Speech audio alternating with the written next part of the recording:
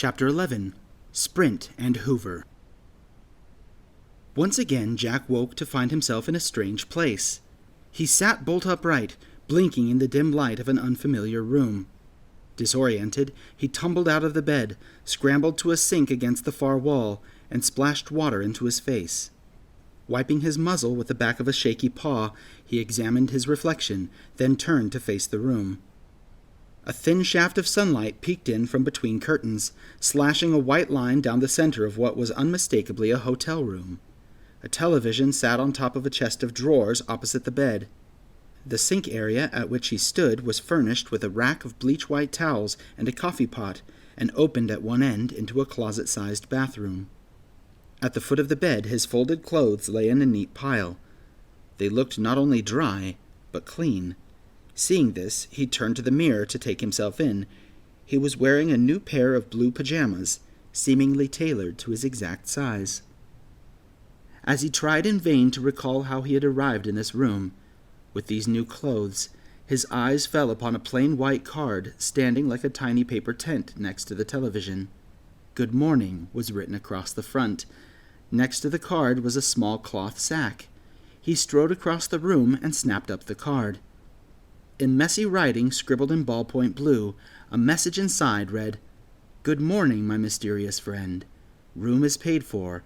I wish you the best of luck in your journey, and hope that this small contribution will help you on your way.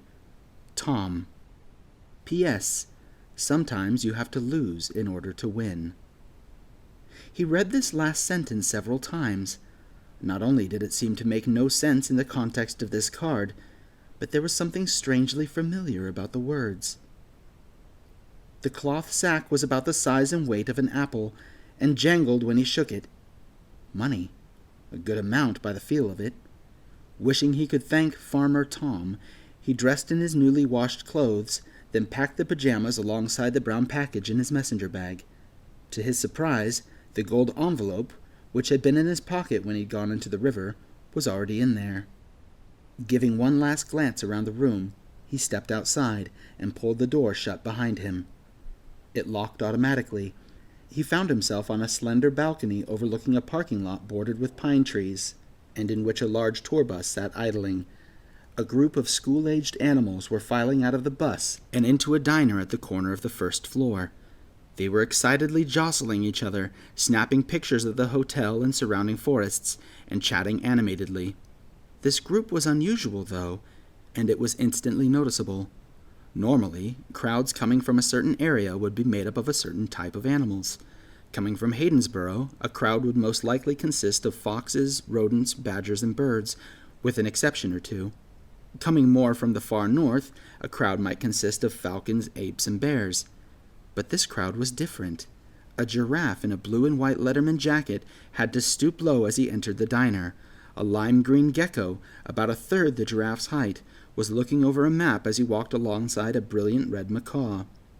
An anteater with a long tapered snout and bear-like claws debated with a squirrel who was fishing into a bag of peanuts. It was, in short, the most diverse crowd Jack had ever seen. He passed room after room, squeezing by a house-cleaning cart and descending the stairs. Following the last members of the crowd into the diner, he was instantly overwhelmed by the noise. The room was buzzing with excited conversation, every corner filled with kids taking each other's pictures, slapping each other high fives, or putting someone in a headlock. Jack, who had been homeschooled by Dr. Walraven, was not used to being around so many kids his own age, and certainly not so diverse a crowd. But they all looked perfectly at ease with each other. A teen lion with a patch of orange hair atop an otherwise maneless head was arm-wrestling a short, plump toad. The gecko and macaw were joined by the giraffe, who had to stoop so low beneath the ceiling that he looked like a hunched old man. Having never seen a giraffe in person before, Jack couldn't take his eyes off of him. "You keep staring like that, you'll get a nosebleed," said a voice to his left. The peanut-eating squirrel was eyeing him with an upturned brow. He had a fluffy brown tail that arched higher than his pointed ears, and a mischievous face with teeth far too large for his mouth. "Anyway, what's your deal? He's a giraffe, not a unicorn." Jack felt his cheeks burn and looked away. "I didn't see you on the bus," the squirrel said. Jack turned back toward him. What? The bus, the squirrel repeated. I didn't see you on it before. Oh, Jack said, awkwardly shifting to move past the squirrel. No, I'm not a tourist. The squirrel laughed. Tourist? You think all these fine folks are tourists? His tone wasn't aggressive. He seemed more amused than offended, as though he was enjoying some piece of information Jack didn't have. My friend, this crowd you see before you, he said, throwing an arm around Jack's shoulder and sweeping his other paw dramatically across the room, are the future. Mind, I include myself in that. But, he added, tilting his head toward Jack, I didn't see you on the bus, and I'm just curious, if you're not with us, then what is a grade school bunny doing on his own at a hotel? Who says I'm on my own? Please, the squirrel said, releasing Jack's shoulder and stepping back as though to get a better view of him. Traveling bag, lost child look on your face, plus the only adults I see are either in aprons or with us. So you're by yourself. And if I am? Just making conversation, the squirrel said. However, if someone your age can afford to stay here by himself, it stands to reason you might have a few bucks on you. My friend and I were discussing the importance of a good breakfast, but we're also rather low on funds, and... You want me to buy you breakfast? Oh, no, the squirrel said. No, not at all. But I wondered how you might feel about a friendly game of cards. Cards? Yeah, you know, the squirrel said. Cards. Flat, rectangular objects with numbers and shapes on them. If I win, you pay for our breakfast. If you win, we'll pay for yours. Jack moved once again to step past the squirrel. I'm fine, thanks. That's all right, the squirrel said, stepping out of Jack's way. If I'm honest, you didn't stand a chance anyway. He smiled crookedly and started to walk away. Jack had spent too much time conning travelers at the honey sap not to recognize a professional at work.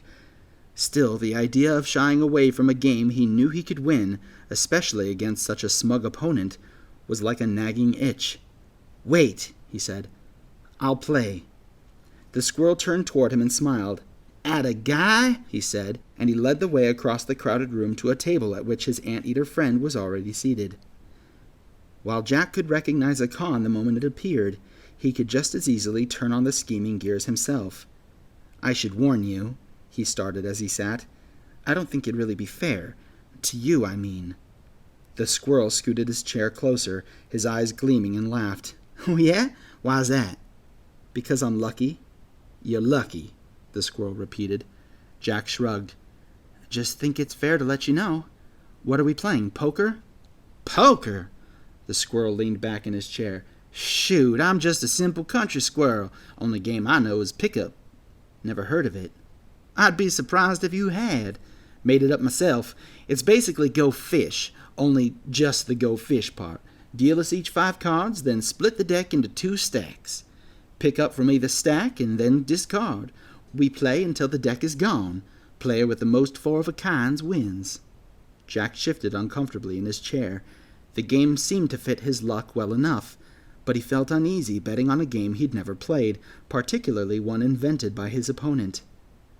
Luck is all in the mind, you know, the squirrel said to his anteater friend, withdrawing a deck of cards from his pocket. All animals have some sort of defense mechanism. A turtle has a shell, a bird can fly, and whatever you are, elephant rat has claws.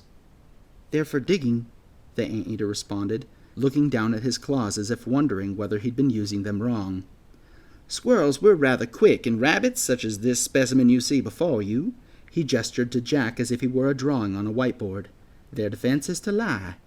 Jack made an affronted shift, at which the squirrel quickly continued. Bluff, if you like. Maybe that's gentler. Point is, this rabbit believes he can influence my card-playing abilities by falling back on the old long-ear line. I'm lucky. I've heard it before, the luck of the rabbits, but I don't buy it. As he said all of this, he shuffled the deck, dealt, then divided the remaining cards into 2 equal stacks, which he placed at the center of the table. Jack eyed his hand. It was almost perfect for this particular game, as he knew it would be. 4 nines, along with a 5 of clubs. How do we start? The squirrel gestured toward the 2 stacks with an open paw. Hesitantly, Jack reached toward the stack to his right. But he stopped, his paw hanging stupidly in midair. The squirrel had begun to move so quickly that he became little more than a reddish blur. As Jack watched, dumbstruck, the 2 stacks of cards seemed to shrink under a flurry of movement. When a stack was gone, a discard pile would flip over and slowly begin to shrink again. Through it all, a breeze blew toward Jack as if from a fan. In less than 15 seconds, 10 small stacks of cards were lined up in a neat little row before the squirrel. He held out the 3 cards still in his paw. "Here you go. I imagine you've got a 5 in there somewhere." The anteater accepted only a paltry meal of toast and an apple, which he diced into even little chunks and ate daintily with a fork. The squirrel was less modest. Walnut pancakes, hash browns, fried plantains, waffles with strawberries, a bowl of chopped fruit, all washed down with a large chocolate milk. He finished well before the anteater, despite the hefty order and the fact that he was speaking to Jack the entire time.